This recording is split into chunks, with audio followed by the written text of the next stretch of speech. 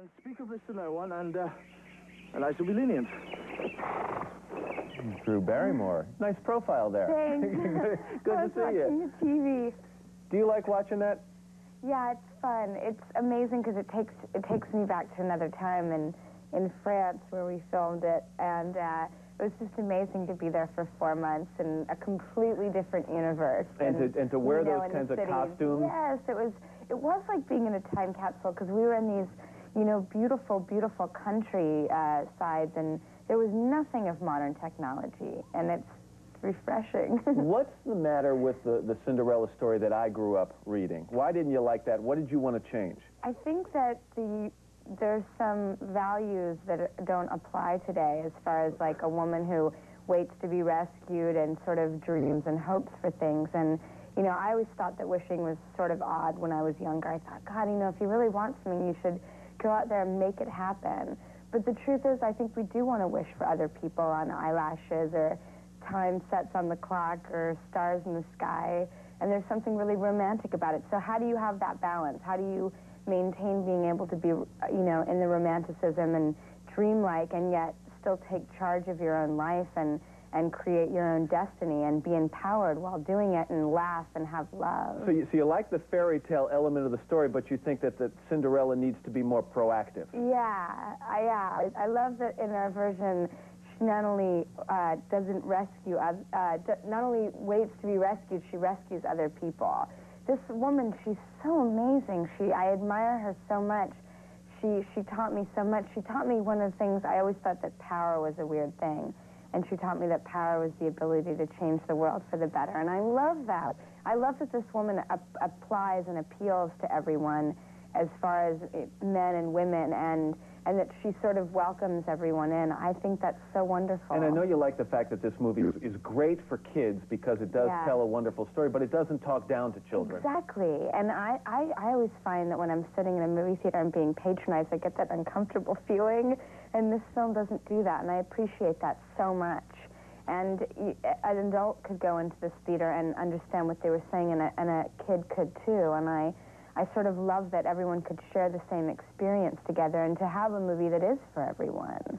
Angelica Houston plays what I guess would be the wicked stepmother type role in this. Yes. Not as wicked as the one I remember from Cinderella. And she has reasons, too. I always wondered, why does she hate her so much? Why is she so mean? What is it? What was it that happened? And we try to answer that in this film, and also what I think is interesting is the way the director answered it is silently. And there's a moment in the film where you just watch this woman turn, and it's so frightening.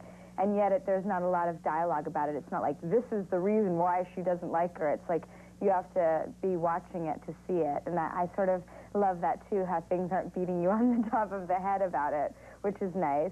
But I always wondered, who is the prince, and what is he all about, and why does the stepmother hate her? And you wanted to see the behind-the-scenes of Cinderella. Yes, these questions and more I wanted to be answered. Let's take a look at another clip from the movie. Okay. You stupid girl. How dare you do this to me, to Marguerite? Why, the whole thing makes me sick. It's deceitfulness, Danielle, and I will not have it in this house. What did I do? Think, Danielle. Think really hard.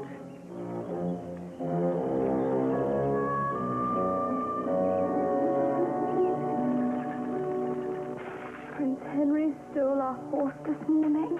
Yes, and that would explain why he returned it this afternoon. How dare you let him surprise us like that? I'm sorry. Now, let's be less than modest for a second. That's Angelica Houston. Yeah. She's terrific. Yeah. But when it comes right down to it, this is your movie. You've made something like 29 movies in a very short amount of years. Yeah. But this is the first time you're expected to carry the film. Yeah. Well, I feel lucky to do it with a story that is so timeless, but to make it contemporarily attainable, if that's a word. I sometimes make up my own words. But do you think there's more pressure on you? I mean, was it different shooting this, besides the fact you get a little bigger trailer and better food from catering? Right. Tofu, a lot of tofu in France. Cubes and cubes of tofu. Well, were you nervous? Yes. I felt a responsibility to make this film good and to rise to the occasion and to be in such company like Angelica Houston. It makes you so inspired, and I promised we would work our pants off together. And amazing is it, and the level of concentration that you're able to have in the middle of France where there's no distractions. You don't go home at night except to a chateau, and you go right back to work in the morning, and you work 6 days a week, and it's amazing. The level.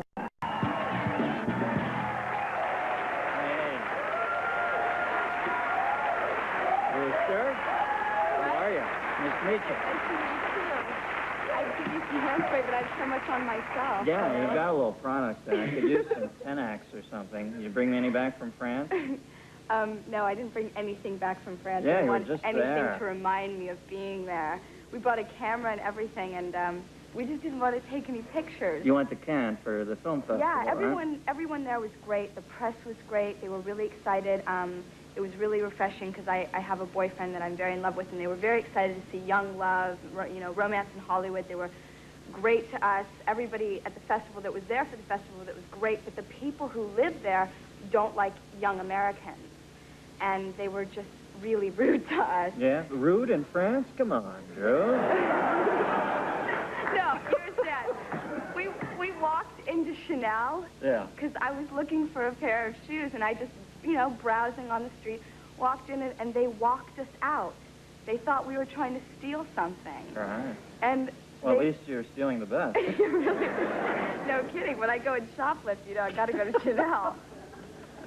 So. Well, the France cracked me up. They passed that anti-smoking ordinance in public restaurants, and I was in France last year, and the nicest thing anybody did to me was blow smoke in my face. That is...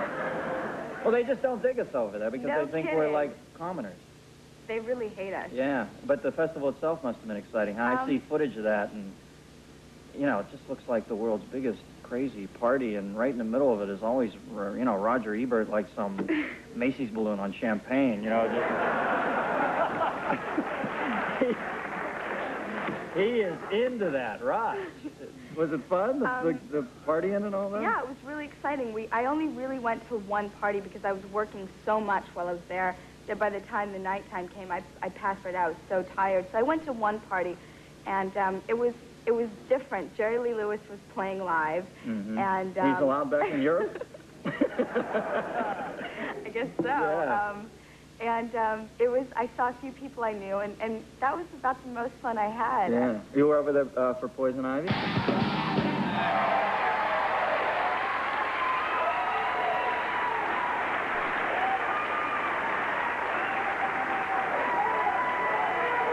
See what happened?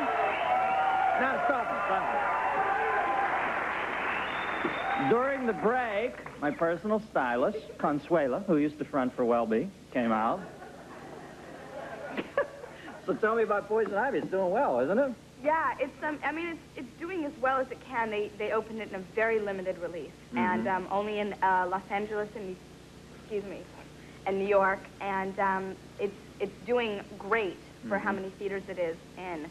I've been on a tour, doing a lot of publicity for it. I'm really happy with the way it came out, and I think it's good for right now to come out because there's so much craziness going on in the world that it's nice to go to a movie and see. Poison Ivy is really a fantasy film. It's nice to go into a theater and lose yourself for a couple hours. I really enjoy that myself, so I'm glad we could come out with a movie right now that helps people do that and just sort of, let your mind go and watch something sick and evil. What have you seen lately that you found cathartic yourself? What film have you done? You seen anything you liked that took you away for 2 hours, or what? The last film that I absolutely just fell madly in love with was Fried Green Tomatoes. You like that film? I liked the film a lot, and I thought all those people were nice, but I think they flinched on the lesbianism a little, and that bugged me kind of, What do you mean? I don't mean that voyeuristically. I just mean I thought those two women were lovers, and I wish I would have seen them express some physical affection for each other. Yeah, no, No, I don't mean it like I could give it... listen, I'm 38. I don't get off watching women kiss each other, but I thought they obviously were lovers and should have kissed each I other. totally agree with Yeah, you. just They tug me were a little. flirting crazily, and I was God, expecting I'm not something sitting to there happen. with my Well, if penis you in want my to go hand see waiting two for him women to kiss. kiss. Well, if you want to go see two women kiss, you can go see Poison Ivy, so... Drew. If you got what's the thing? If you've got an itch, scratch it. Poison Ivy. All right, now we got a little clip here of it, right? What happens? Is this the kiss scene? No, I don't think any TV shows will show the kiss scene. It's the only thing I'll show. My life is Sappho love. All right, so need a setup here, or just... I think the clip they're showing is the one where I'm manipulating Cheryl Ladd into making her believe that I'm a good girl. Mm-hmm. Okay, roll it. I bet she drove it with the top down even in the rain. This time. I hope that when I die, I'll have owned a sports car. I had a family. A home. My mom died an old lady who never did anything with the top down. One day with the top down is better than a lifetime in a box. Brewster! You happy? Yeah, good clip. Hey, you happy? I couldn't be happier. Well, good for you, because I view your life from afar, and, you know, I think this town can be the dregs in certain ways. I used to see you in trouble, it seemed to me, like I said, from afar, and they'd put you on the cover of magazines, and I thought, for God's sake, somebody ought to just take this girl and love her. Well, I said they should spank you with People magazine instead of putting you on the cover, but I only meant that because I think this town is vicious in that regard. I mean, you're a kid, for God's sakes, growing up in this madness, and somebody should say, get over here, I love you, and I love you enough to crack you on the ass and tell you to get it together, you know? But you look happy now. You got a beau, and you're in love, and you're clean for 3 years, you told me? So in love, yes. Yeah? Well, good for you. What's his name? Oh, I asked you. I told you I would ask you. I'm sorry, I gotta ask you. No, it's okay. Okay. No, I love talking about him. Yeah. I am constantly talking about him. His name's Jamie Walters, and he's just the sweetest, most wonderful man I've ever met. Oh, good. Everybody deserves to be happy. You've got that genuine look of happiness in your eyes. Not like showbiz, I got to film on happy, but no, like... truly. I mean, it's amazing because there's just so much gnarly, grotesque stuff going on in the world, and when you can surround yourself in such a loving environment like we do, and you know, our careers are really going well, and I've got great friends, it's so wonderful. He can help you in the denarlification process. Well, you do look happy. I'm glad for you, Drew. I'm glad you came out together. Will be here. And Ivy. It turns out that she is poison to everyone she meets. Hello, Mr. Cooper. Care for anything? This provocative drama features Barrymore as a 15-year-old orphan who befriends shy classmate Sarah Gilbert and ends up seducing Gilbert's father, Tom Skerritt. Drew says the steamy sex scenes may shock people, but she says she loved playing what she called a juicy part. I like the shock. It's incredible to see the response that people are having towards this film, let alone seeing me doing the things that I do in this film when they think of me as a little girl. I'm not a little girl anymore. Drew was only 16 when these scenes were shot a year ago, but she feels she handled herself like a pro. You just sort of have to close your eyes and pretend like no one's there and just get out there and do it and live your fantasies through your character. And I think the most important thing is that you have to have a sense of humor about the whole thing. Otherwise, you just look stupid, and you have an uncomfortable time, too. Skerritt isn't the only one Drew tries to seduce in the movie. She and Sarah Gilbert share an open-mouthed kiss, and that was the toughest scene of all to shoot. We were laughing and joking and being very stupid about the whole thing. And we did about 3 or 4 takes, and finally the director got up and said, stop. You guys have got to get serious for a second.